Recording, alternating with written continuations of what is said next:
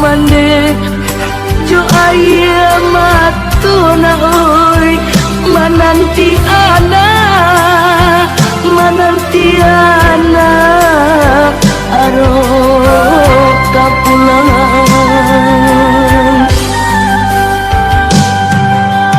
baju lapanu yo dek panumbona oi matola cakuang dimakan masuk de aro anak raso katibo maputi ya matu malah kiroyo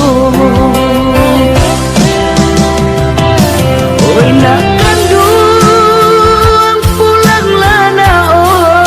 oi nyampang kok tiba janjian mana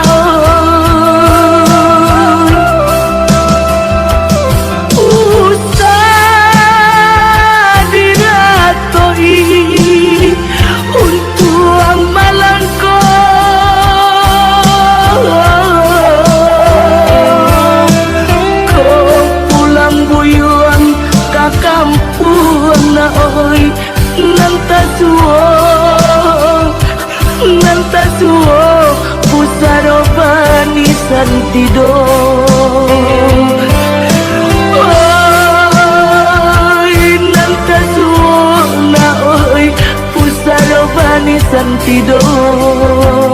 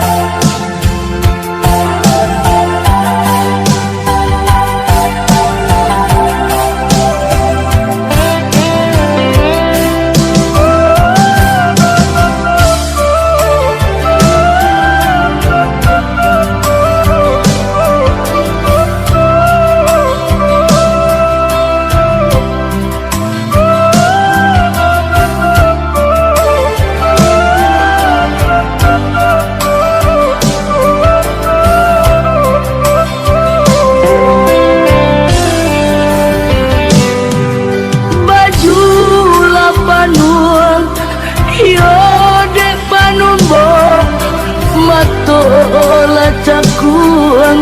dimakan masuk de aro anak raso katibo maputi ya matu malah kiroyo oi nak kandung pulang lana oi nyampang kok tiba janjian mana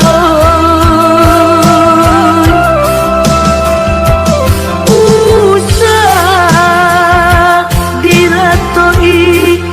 untuk melangkah